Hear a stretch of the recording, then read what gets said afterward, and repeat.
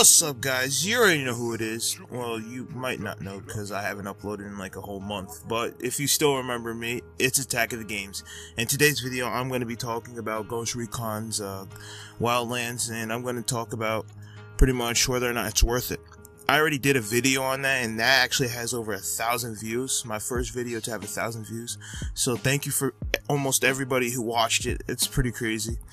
But yeah, I'm gonna do like a part 2 to this because the open beta just ended, or I don't know if it's still going on, but I had my fair share of it. So I pretty much am just gonna lay down some of the things that I did and I didn't like, and probably compare some things from the closed beta that I noticed that were there.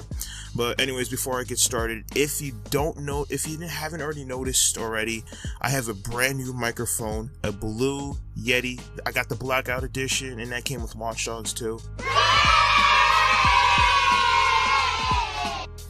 Noise. I might do a giveaway for that, or I might just sell it on some online website. I don't know. I already have that. But I'm finally excited to have a brand new microphone. No more crappy phone mic. You know, it's straight out professional mic from here. So that's something you guys are going to be really happy about. And of course, I always thank my subscribers. Thank you guys for supporting me. You guys are the best. And if you're brand new to the channel, please like, comment, subscribe. And let's not forget about this video's catchphrase. You know, I always like to keep a catchphrase so that, you know, it shows me proof that you guys watched throughout the whole video.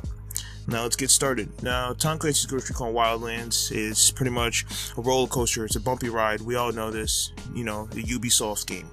And what do I mean by Ubisoft game? Well, if you're a PC enthusiast like me, then you know that between the bugs and the glitches, it's pretty much a common thing when it comes to a Ubisoft game. So I pretty much played both the closed beta and the open beta. I wanted to do a video on the closed beta, but I never had the time because I was hit with the stomach bug, and after that I just kind of like didn't, you know, really feel like doing it. But you know, after I played the open beta, I have a lot of things I want to talk about. Now, first off, I'm going to start with some of the things that I did like. First, I like the open world. You know, I'm a big fan of it, and since this is Ubisoft's biggest open world, I'm pretty much a fan of it, and I like how they distribute everything out evenly from how you take down, you know, each and every cartel member. And that also brings me to another thing I like, which is the mission structure.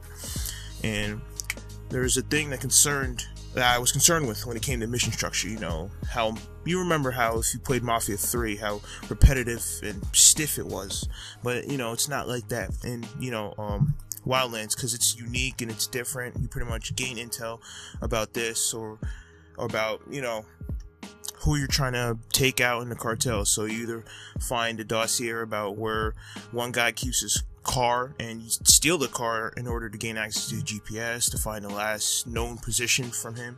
You know, it's something unique and different every single time. I don't know if it's gonna be like this in open, and well, you know, in the full release game, but I hope it is, because I actually really did end up liking it. You know, another thing that I liked is obviously the character customization. It's varied and it's just amazing. It's cool. You know, you can come up with almost anything you can think of.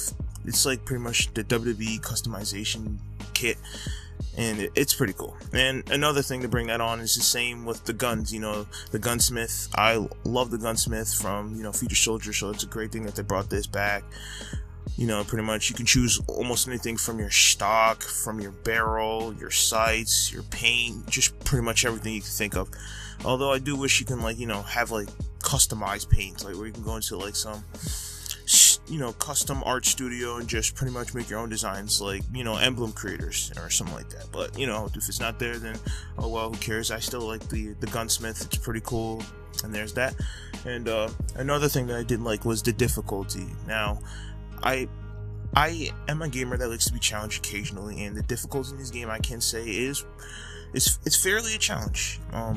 There's a lot of things that I noticed between when I switched from normal to advanced, because on normal there was this one base that was filled with like 4 sniper towers, you know, some guards, and maybe like 1 armored guy.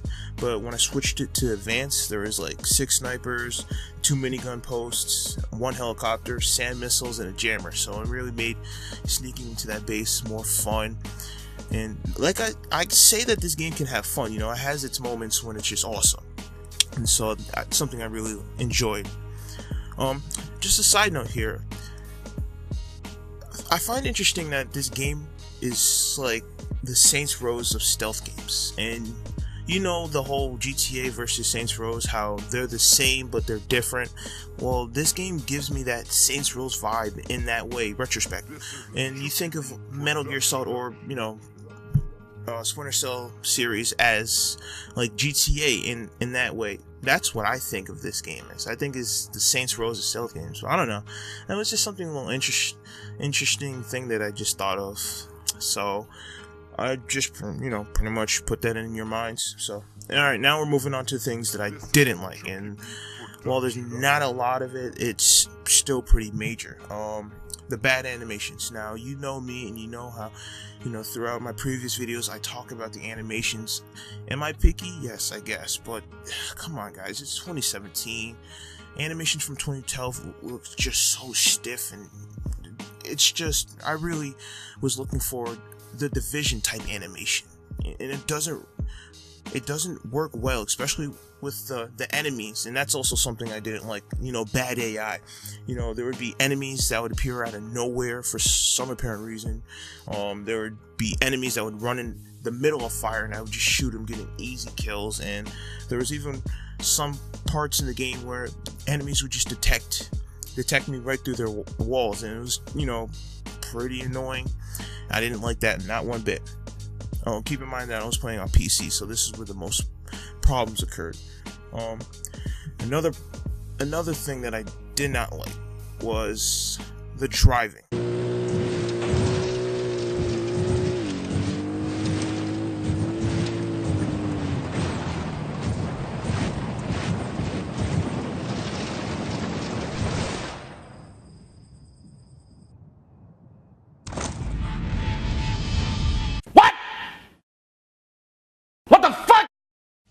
So you already know that the game is Ubisoft's biggest, and that driving and flying should be one of the most important things there, because how are you gonna, you know, get from point A to point B if the driving's crappy? It feels really awkward.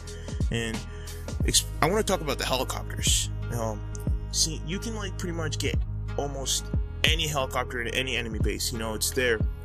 And Ubisoft does make that clear, that because this is a big open world game, that there are going to be more opportunities to get a helicopter. So I don't understand why flying a helicopter would feel so clunky and awkward. I mean, every time I try to fly forward, it feels like I'm taking a nosedive every single time. It feels like I'm in the control of a plane while flying a helicopter, and it really just feels just so discomforting, and I don't like it.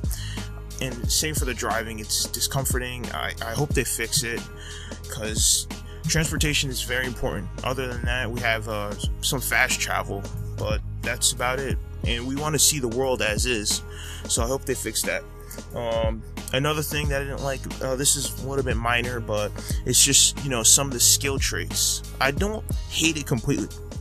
It's just that why should the ability to zoom in your binoculars have to be unlocked? And the same for parachuting. Why should those small little things have to be something you have to unlock? It's relatively easy to unlock, but why? It's just really something that should have been there from the get-go. So that's something I didn't like. You know, it was a little picky for me at first. And the major thing we talk about is the optimization.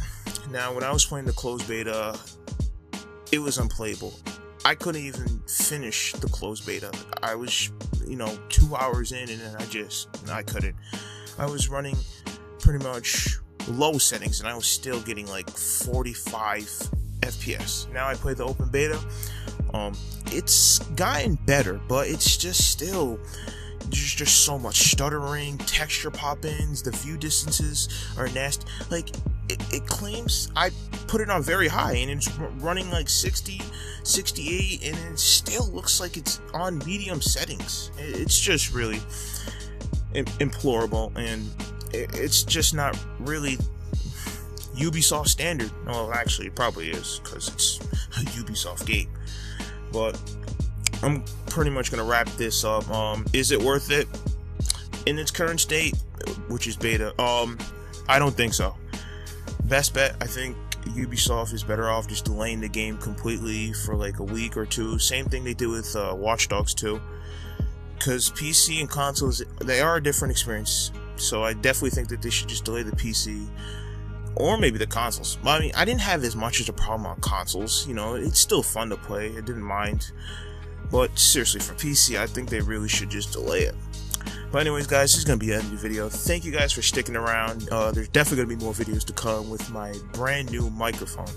And this video's catchphrase is it worth it, part 2. And of course, I'll catch you guys later. Peace out.